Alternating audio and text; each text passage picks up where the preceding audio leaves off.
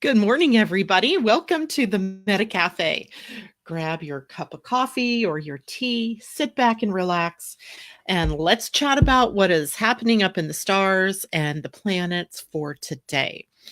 I really missed you all yesterday. I don't like not being on air in the morning. I feel like somehow you guys are missing out on something, and I'm missing out on something as well, right? The interaction of talking with everybody and getting your questions and things like that. So I really, really miss that in the morning. So I'm going to do as much as I can to be on as many mornings as possible because I really do enjoy this. Good morning, Vicki. It's good to see you this morning. And anybody else out there, it's great to see you all. So yesterday, I had an interesting day. I don't know if you realized why I was gone yesterday because I'm not sure if I really shared it, but I was scheduled for a job interview yesterday. And good morning, Rebecca. It's good to see you too. So, I haven't been on a job interview for, literally maybe since the end of the 1990s. I don't remember when the last time was that I was on a job interview. So yesterday I was interviewing for just a part-time position. And I'm sitting there in the interview thinking like, I need to manage this conversation, right? I need to move this conversation forward because I felt like the conversation wasn't even going anywhere yet. And then finally a question is proffered, and then I have my responses to these questions. And the whole time I'm sitting there going, what am I doing? Just what am I doing? And it was surreal. It is surreal sometimes to sit in an interview thinking that you're doing one thing when perhaps what's really happening on another level is something completely different. So I felt like I was a bit of a fish out of water, or in the wrong place in the wrong time. You know how I always say that when you're following your human design, you find yourself in the right place at the right time with the right people and the right opportunities. Well, yesterday I felt like I was with the right people, perhaps, but the rest of it just felt really, really bizarre. Then came a part of the interview where you had to take a test. And it wasn't just one test, mind you, it was like a series of 4 tests. One that is mathematical, and the other that was semi-mathematical, but also logic. And then the last 2 tests were personality tests. And I'm telling you, by the time I was done, which I got done fairly quickly, I was really surprised that I was done as fast as I was done.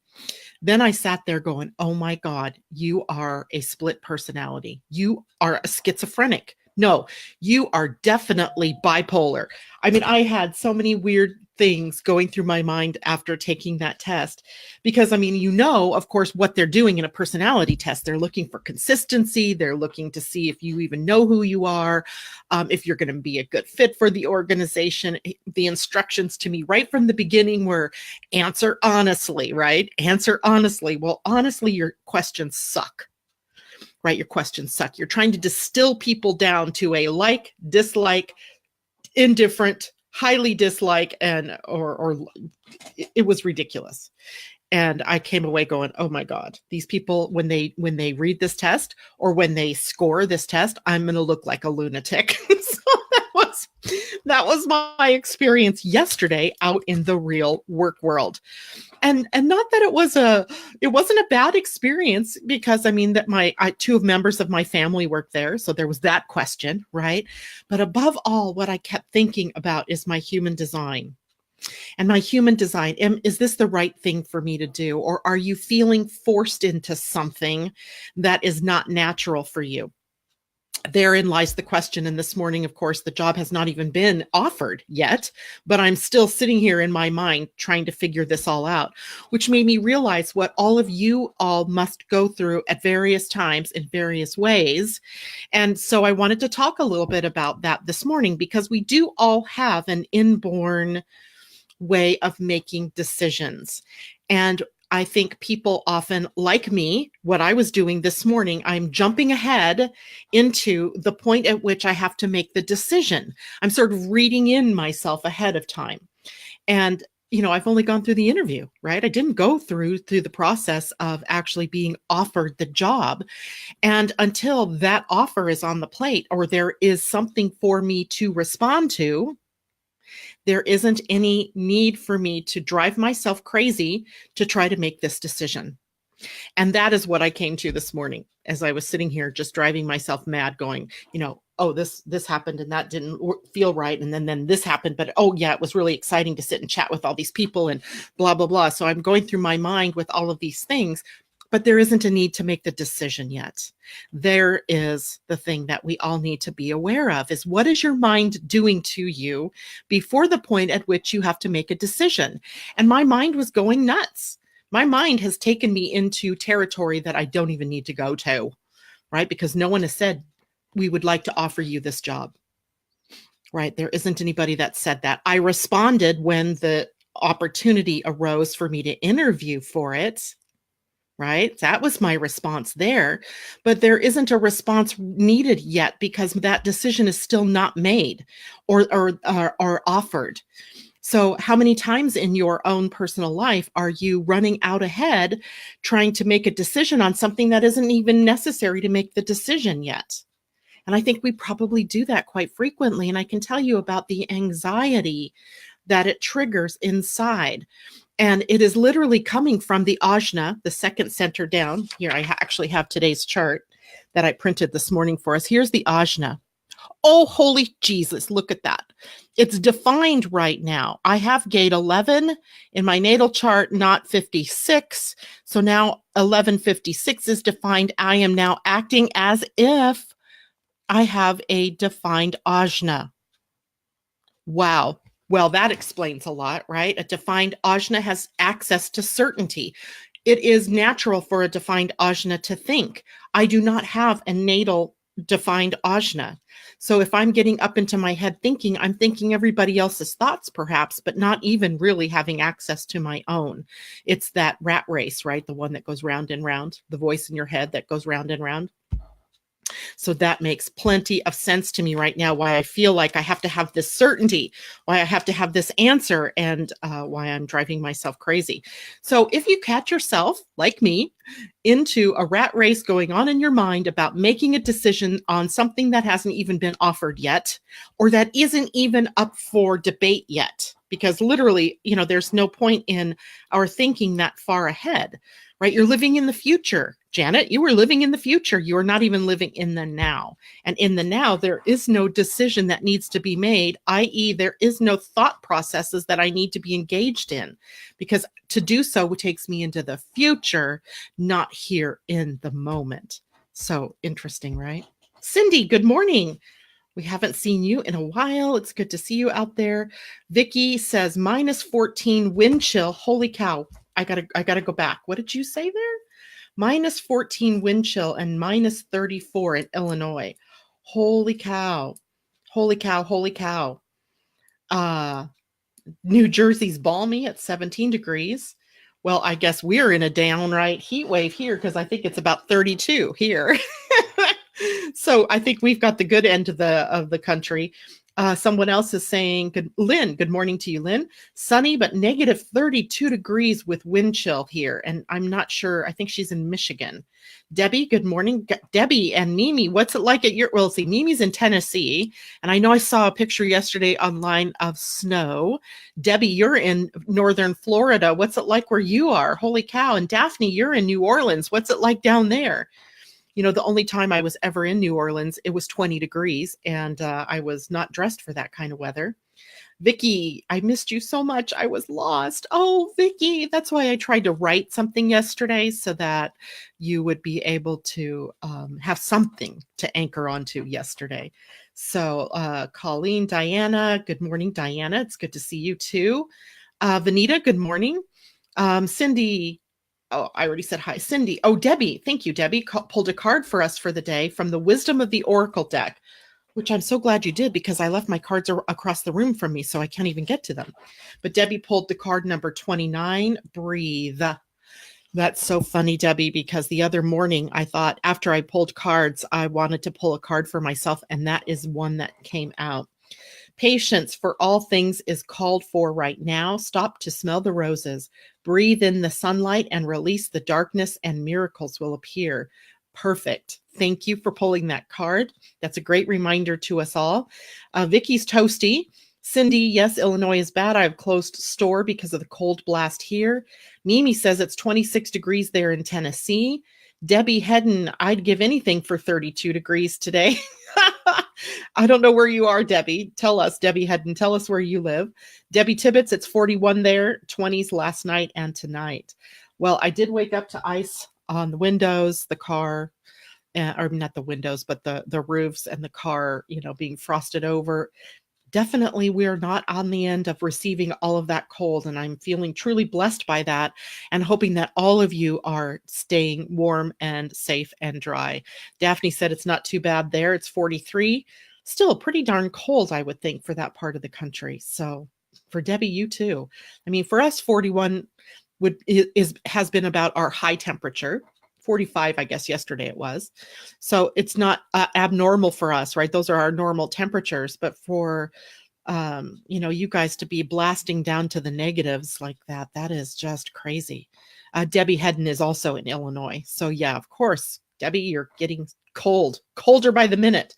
But I guess by the weekend, you guys are supposed to moderate and it'll be back up to about 40 degrees somewhere in Minnesota. I don't know where that was, but hopefully it's short-lived, right? And everybody gets through it. I know it was interesting. I saw a picture this morning. I guess my husband had the news on or something because there was this picture of like a 12 pack or 18 pack of soda pop in a car. And it was Pepsi and it had exploded because of the cold. She had left it in her car overnight. And there was like frozen Coca-Cola or frozen Pepsi all over her car roof or the, inside headliner, all over the seats, all over everything. I guess those cans don't handle negative temperatures very well. So they blew up in her car. Businesses have closed, no mail or school. Yeah, I guess they're pretty dangerous. It's going to be 58 on Saturday here. That's crazy, especially after this kind of cold. So we're seeing extremes right now. And, I always like to think of the weather's a great, great indicator because it's a big system, right? It's a huge system. And we feel like we're sort of the victims of whatever's going on. If it's a heat wave, if it's a drought, if it's a rainstorm or hurricane, tornado, etc., we feel like, we have no control over this.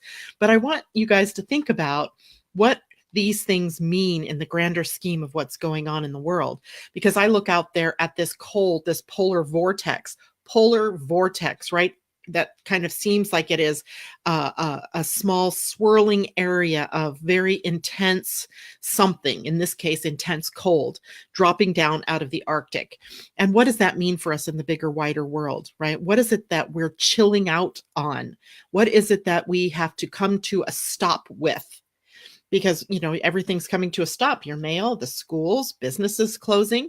So the effect is that it's bringing us all to our knees or bringing us to a stop or a standstill. And what does that mean for the greater, wider world? And that's how I like to look at these things, right? Is how is it affecting us and why? What is it showing us? What's the truth in all of it?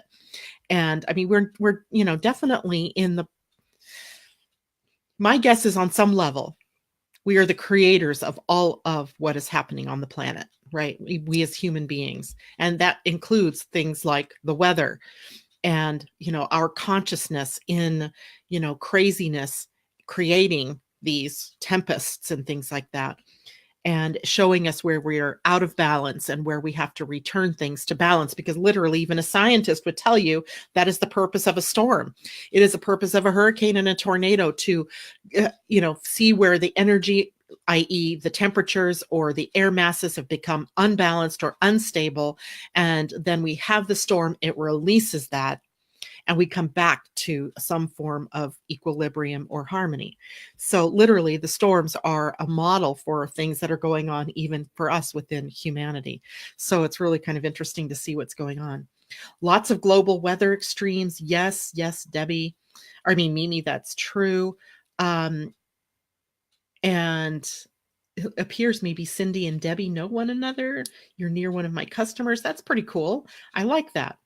Um,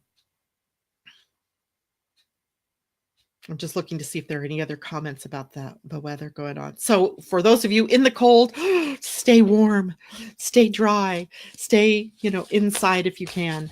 Do something fun, read a book, watch a TV show. I don't know, do something different. So let's chat about what is going on in the sky today.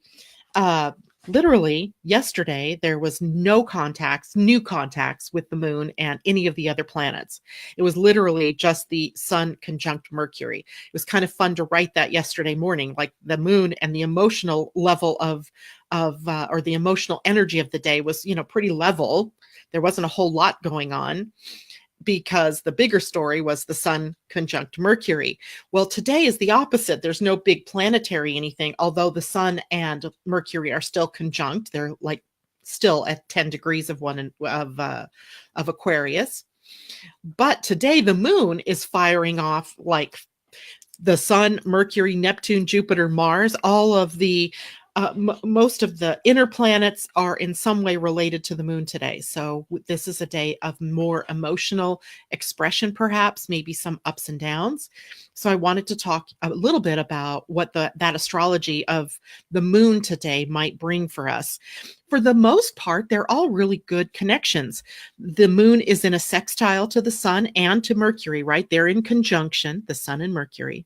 So they're both sextile the moon. And a sextile is a 60-degree angle between the two planets. It is where the gifts and talents of both ends, right? So the soul, the timing of the moon, and the ego energies, the personality energies of the mind, and the communication are all firing together.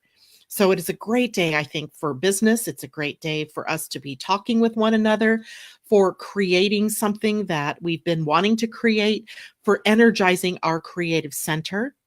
And then we have the moon in Sagittarius conjunct Jupiter later here today. And, once a month lately, that's what the moon has been doing, conjuncting Jupiter, right? Because it moves fast. So once a month, it's going to conjunct Jupiter. I saw it in the sky this morning, right? Clear enough skies. I went outside. I could see how close Jupiter is to the moon. And it's really very beautiful when you note that. And yesterday, as I was driving my husband to work so I could have the car later in the day for my job interview, I could see Venus and Jupiter and the moon, the whole drive there. It was literally almost 8 o'clock before the two planets disappeared into the light of the sun.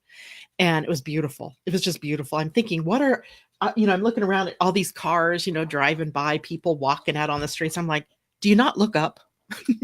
Because I cannot keep my eyes off of those three bodies very close together in the sky. So here we are today with the moon and Jupiter in the exact conjunction. And it makes it a great day for us to embrace our more confident and competent selves, right? This is a time for us to really grow and expand according to what is correct for you. And that all takes us to our human design. And what is the truth that we are living? What is your truth? Different from what is my truth, but different from what is someone else's truth. And being in alignment with that. That's what the moon reminds us, that our emotions are our own. And literally your emotions act as a bit of a barometer telling you if you are in the right direction or not. So even on a daily basis when things happen.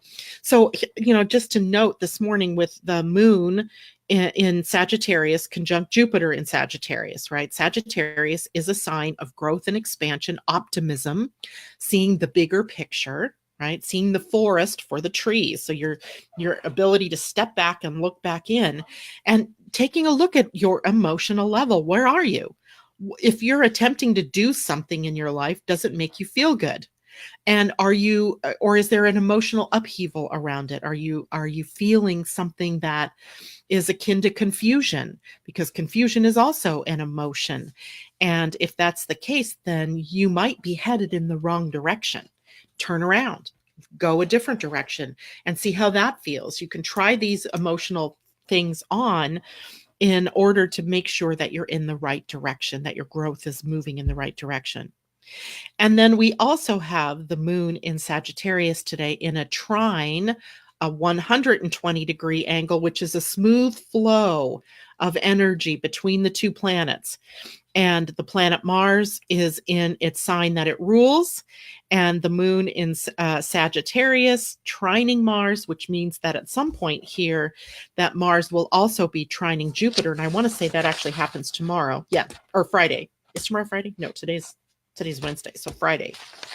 So we know that this is a building aspect, right? The moon is only triggering maybe a sort of foretaste of what may come on Friday when Mars, the planet of action, is joining Jupiter, the planet of growth and expansion. So I wrote a note here to myself this morning, taking right action according to type and strategy, always remembering that you're taking right action according to your type and your strategy. So do you know your type and strategy? Right? I mean, there's one thing to know it, kind of like I have that information, right? I know I'm I know I'm a Jupiter. No, I know I'm a generator, and I know that that means my strategy is to wait for opportunities to show up in my outer world, to respond to what shows up in my outer world. But then there's also your final authority, which is the final decision making part of your human design. Mine is emotional, which means I need clarity over time. So, do I really know? I mean, I can know that, but have I put it into practice? So, here's the week for us to kind of practice all of this, right? Taking right action according to your type and your strategy. What is correct for you versus what is not? Make sense? So, let's see good morning, Natasha. I haven't seen you in a while. It's good to see you out there this morning. Lynn says she picked an oracle card for us as well from Rosie Aronson's The Wisdom Keepers. Gene Key 1, freshness. I would love to hear more about that. Let's see what else is going on. Natasha, good morning, everyone. And remember when Mother Earth was talking through me at the beginning of the year, that she was saying she was going to have some big snowstorms. And what did that mean? It meant to go inward, to do the things that we need to do, go in ourselves and in our homes. And it's kind of a lockdown to take care of ourselves, apparently. And trust is the key word. Thank you, Natasha. That's a great reminder. And, Cindy says, oh my goodness, I've seen that this morning too, but I could not figure out what I was looking at. Thank you for sharing that. Venus is the very bright one. And then Jupiter is bright, but not as bright as Venus. And of course, the moon, we all know the moon. So you can see all three of them very close together. It's really very beautiful. And it's just, I don't know, affirming maybe. Maybe it's because I spend so much time looking at the planets and the stars that when I can visually connect, physically, that's a physical sensation to be able to see what it is that I talk about in esoteric terms, which are not always very, pin downable, right? I mean, I'm speaking about things that are sort of magical and mystical and esoteric and not so concrete, sequential and analytic, able to be analyzed in the same way. So it's kind of beautiful to be able to connect with it in the physical as well as in the esoteric. Lynn says the oracle, the card freshness says, the beautiful story talks about emotions. My gift to you, when I look at you and you're feeling down, I know nothing is innately wrong. Your wise body is recharging and something deep and creative is growing in your beautiful belly. Don't worry if you do not know what's being born. Do your best to trust and allow your feelings. Take a little me time. Wow, that's amazing. And that goes right along with what Natasha was reminding us as to what Mother Earth or Gaia was talking about earlier, before the year started, I think is when she shared that with us. So thank you so much, Lynn, for sharing that. By the way, Rosie was meant to be on my show on February 28th, but unfortunately she's leaving the country for that day, so she won't be around. So she's now going to be in March on my show, and she'll be sharing with us the cards and her journey to be able to be the beautiful creative artist behind those gorgeous faces that are on those cards. Yesterday, I wrote about an angel reader who will be with me next week on Wednesday the 6th. And her name is Trudy Griswold, and she and her sister wrote a book called Angel Speak: How to Communicate with Your Angels.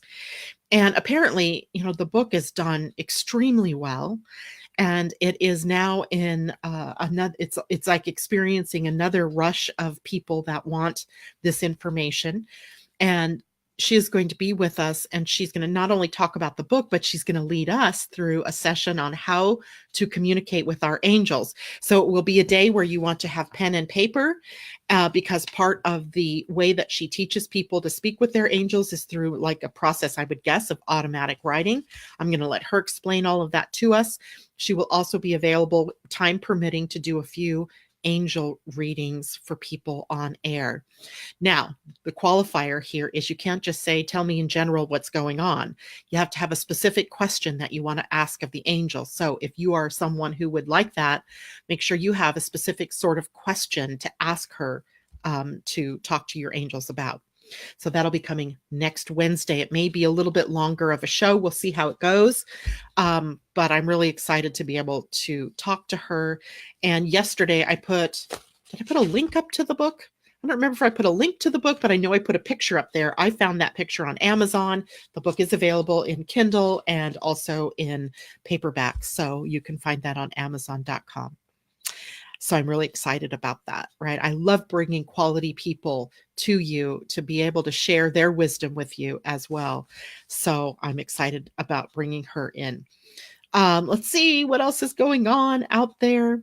All right, so let's see. The only other thing that I wanted to talk about this morning with the moon is that it is also squaring, which is the challenging aspect. If there's going to be a challenge, it's going to be the square, and it is with Neptune. So the moon challenging Neptune. So here, what I think is an inward focus. There's a bit of an inward focus to the day, in that we're being challenged to listen to our soul's urgings or our inner voice. And sometimes that becomes a sort of a challenge to us with the busyness of the world around us. So as Natasha and others have pointed out, right, you're in a cold, freezing cold part of the country, right? If you're in that part of the country. And if you're not, it's fine too. Attempt to go inward today. Do some, take some me time. Take some time to really go inward and talk to your soul. See what it is that is coming up from the soul. And the moon in a square to Neptune really triggers our knowingness, our intuition. So it triggers the 2/3 of us that is involved in knowing in ways that are not logical, right? Remember, I always say there are 3 ways of knowing. At least in human design, we talk about logic, which is the recognition of patterns that repeat themselves, and our ability to predict an ending based on the evidence that we're seeing, right? That's logic, the predictor of things to come based on what we're seeing in the moment. But there's also intuition, which is gut instinct. And then there's knowing. And knowingness is, I don't know how I know what I know. I just know, right? There aren't explanations that we can, have concretely with those 2 ways of knowing. And those are the 2 ways that are favored today, right? Knowingness and intuition. And what does that mean for all of us? It means that we have all of us have on board a decision-making tool. And it is your inner voice, your connection to the divine spirit. So good morning, April. Good to see you. Daphne says, love talking to my angels. I have had angel experiences in my life. I don't know if I've ever shared this out loud with people. I know my family knows that this has happened to me, but when I was about, I want to say I was 25. Yeah, I was 25. And I had a 3-year-old daughter at that point in time. I hadn't had the other 3 kids yet. And I was living in Bakersfield, California. And I was reading the book Dancing in the Light by Shirley MacLaine, and it was a fabulous book. And I really loved the work that Shirley MacLaine was doing at that point in time. This would have been in, I was 25 in 1986. Yikes. That was a long time ago. But I had finished the book. I was reading in bed and I'd finished the book. My husband's already asleep. And at the end of the book, she is lying out under the stars in Sedona, Arizona, or someplace, magical. And she's lying there looking up at the stars and she says, "Show me something I need to know." And then, some kind of vision or something opens up for her. And I went, "Oh my God, that's so awesome." I closed the book and I say to my higher self, "Show me something I need to know." And almost immediately at that point, this beautiful golden light appears.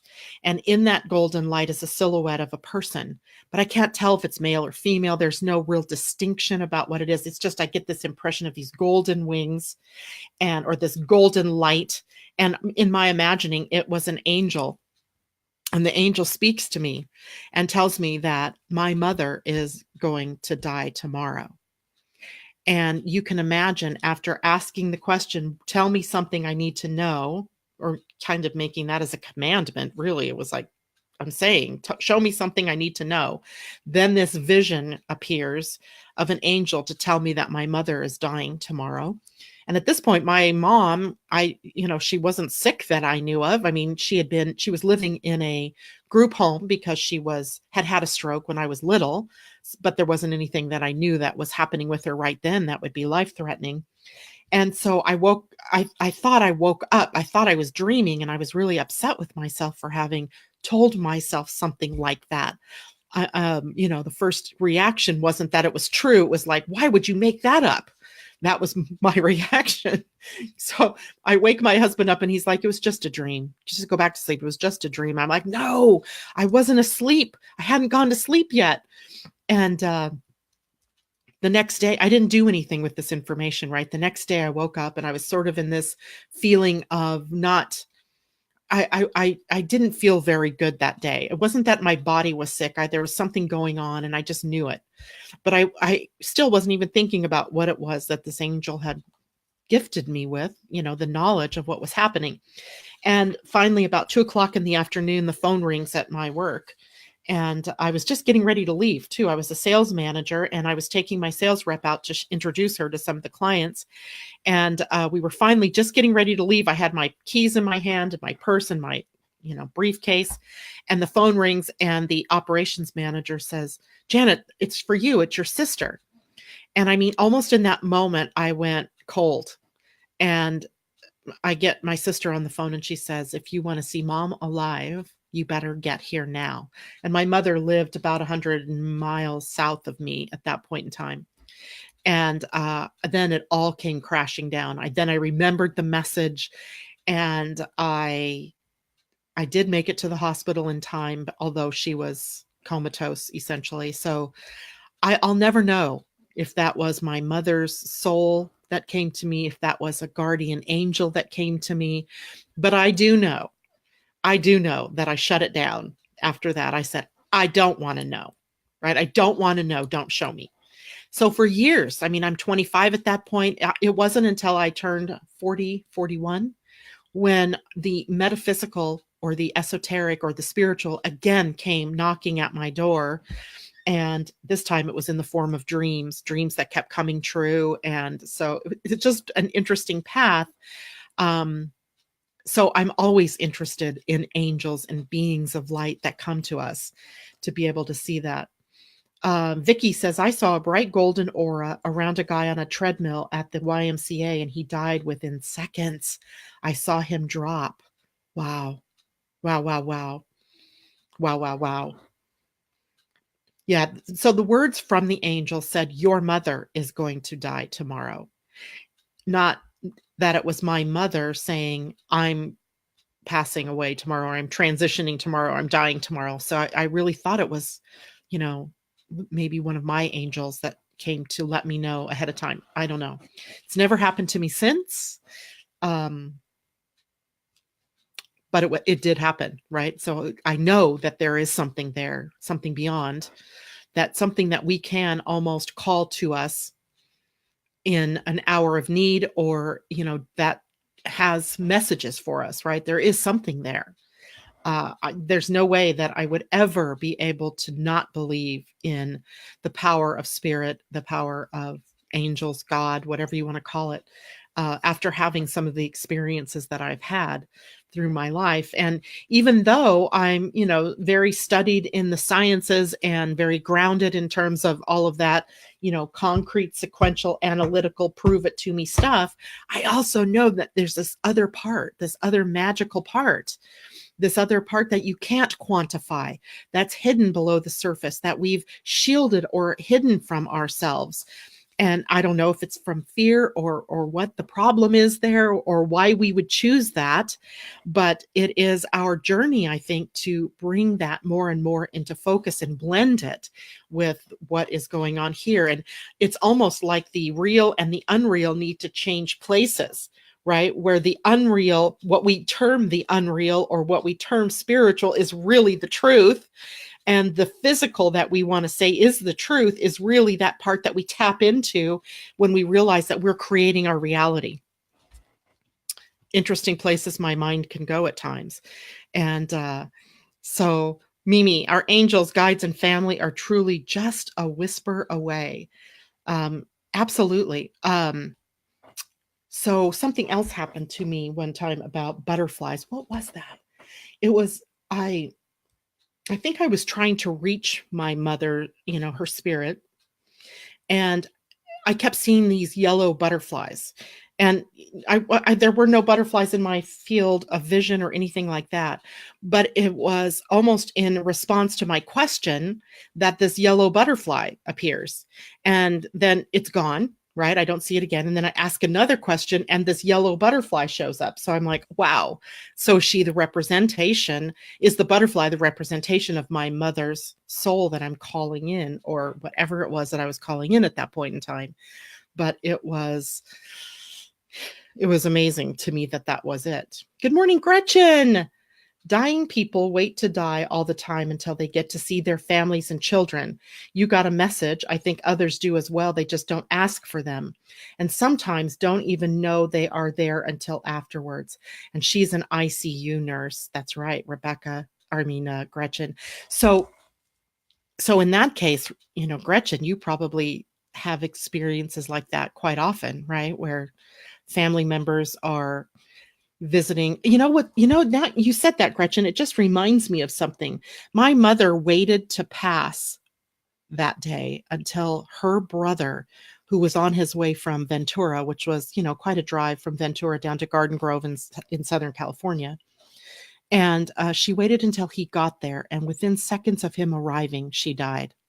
She finally let go. It was the most amazing thing ever, right? That it was like, oh, Uncle Henry's here and now I can leave. So all of the family that could assemble had assembled, and then she left. It was amazing. Sad at that point in time because I didn't have the spiritual chops that I have now to understand the idea of transition and death and what that brought. But I did know that an angel had brought that news to me. And in that case, there was something very spiritual happening. But then it does kind of make you a little bit afraid to ask again to have a message delivered, because all I could think of at that point in time was like, I have a little girl. I mean, I have a child. I don't want to know. Do I want to know? I don't want to know. Do I want to know? If something bad is going to happen there. So it triggered a lot of fear for me at that point in time. Gretchen says she sees it all the time. Yeah, I would imagine. Rebecca says, wow, thank you for sharing that, Janet. I believe I've shut my connection down after experiencing something similar. It was too intense, but now the messages come through other channels instead. Yes. So here's another interesting part of that story. That was my real mother that was passing, that the angel came and told me. But because my mother had a stroke when I was 2, I grew up in a foster home. And at some point, my foster mother had called and said that she had cancer, and it was liver cancer, something like that. Not surprising, since she had been an alcoholic the whole time I was growing up. And so I wasn't surprised by that. I was saddened, that was the case. But then because I had blocked still that angel approach, I had a dream. And this was about 4 months after she had told me. She said she had, at least 2 years. That's what the prognosis had been. And I'd gone to sleep, and in the dream, I'm at the bottom of a grave. Like a dug out grave, and I'm looking up from down in the grave, and I see my father, my foster father, standing at the edge of the grave looking down at me. And I went, oh no, she's leaving, right? Or she's dying. So I quick get on the phone and I call, when I wake up in the morning, and I talk to my sister-in-law. At that time, she said the same words: if you want to see her alive, you better get here now. And I was like, oh my God, I've heard these words before. It was so weird.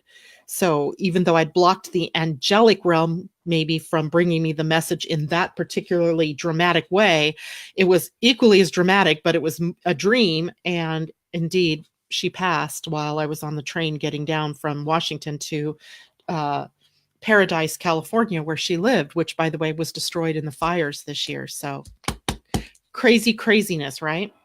But it's there for us. And Natasha says, the question is, how much do we truly walk away from that loving truth of the angels and go to what we fear, untrust, and drama? We are all human. Interestingly, Mimi says her immediate family members waited until they were alone to pass. I've heard that a lot too from people. Benita asked me, am I frozen? No, I'm not. Not that I can tell. I don't look frozen. So interesting stuff to talk about. Let's see. Good morning. I saw Kathy out there. Good morning. She's having a discombobulated week. Possible, depending on your chart. Lots of things might be going on there for you. Natasha, sorry, mistype. We step back into what we know are fear, unrest, and old patterns. Yeah, exactly. However, if we choose to move forward and we remain open, then just think about what's right there for us to be able to tap into. I can't believe that was just a one-off thing that happened. It's not, because the rest of the story is that many times I've dreamt things and then they happen. And many times that I've, heard voices or known that something was coming, and through dreams or just through, I don't know, waking up and knowingness.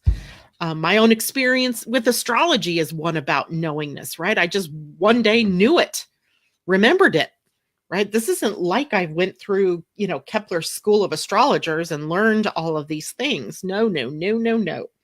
This was a process where I woke up one day after, it's a long story and I don't want to get into that, but I remembered this, right? And then I took up studying different pieces of it as time went on.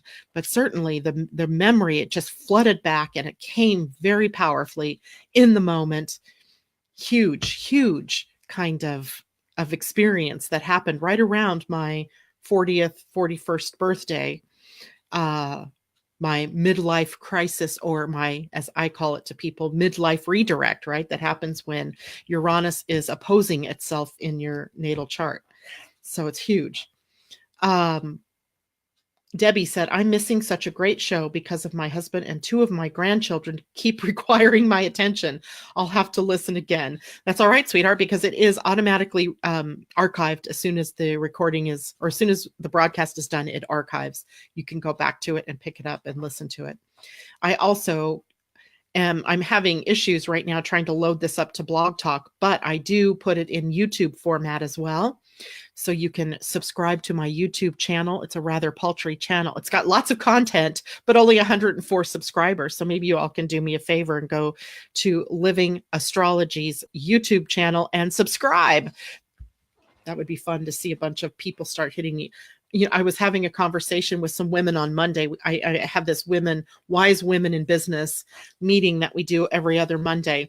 We were talking about social media and all of the social medias. Now, literally, I'm on all of the social medias, but how does one manage that? Oh my God, there's Instagram and Facebook and Twitter and LinkedIn and YouTube. And I mean, there's another one called Alignable that I'm always getting requests for. And how do you manage all of that? Literally, I could spend all day trying to manage that and, trying to figure out how to make that one work, how to make that one work, and how to make that one work. It is craziness. It's craziness from the business perspective. You literally have to have a team of people that are devoted to your social media platforms. It's insanity. It's insanity to try to do it all yourself, right? So I spend most of my time at Facebook because it's the one I'm comfortable with. But there is always YouTube, right? People go there too. Lynn says, it would be so fun to hear your astrology remembrance story, Janet. Perhaps someone can interview you. It's actually on my website in my bio, where it says about Janet. So, or about something. I don't know what it says exactly, but you can read it. It was pretty fascinating how it all unfolded. And at the time it was happening, it was, I look back now and I'm like, boy, I'm so glad that I didn't think I was crazy, because I could have thought I was crazy. I was insane. Luckily, I didn't go there. But it is a good story. It's a good story because it's so approachable, right? I'm like just the everyday person. And if the everyday person like me can have these extraordinary experiences, then every one of you can have these extraordinary experiences. You just have to be open to them. And I would love to hear other people's extraordinary experiences like that too, because it's just so validating, right? When you hear other people experiencing the same things that you are. I got to tell you guys, this is funny because when my computer was first acting up back in November, I was on the phone with HP and I was talking with a guy who was obviously from India, Pakistan, somewhere, Middle Eastishness, maybe India, Southeast Asia. I don't know where he was, but he sounded Indian. And very charming man, very, talkative. And he said, oh, so what is it that you do? And I told him that I was an astrologer. He was so discombobulated, to use Kathy Miller's word this morning, that I was engaged in something like that he couldn't pin down.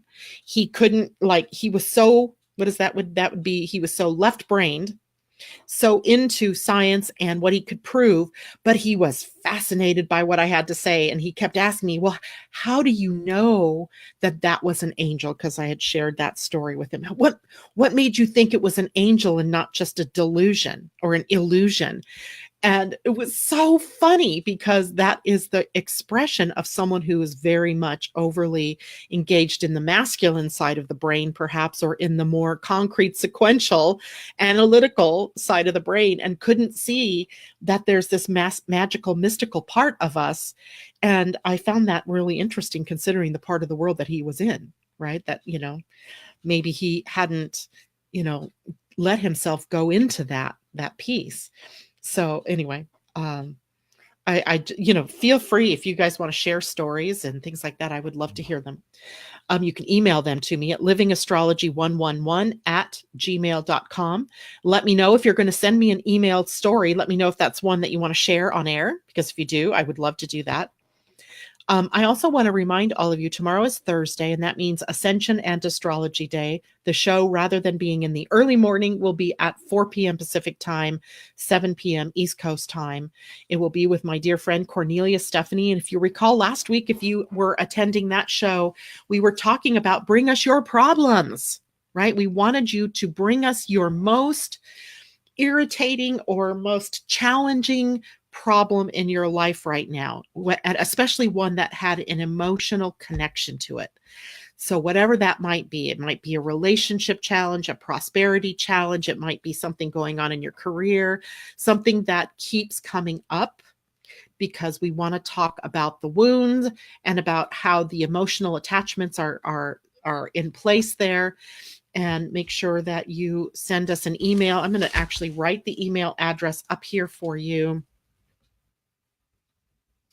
111@gmail.com. Because did that post? Yes.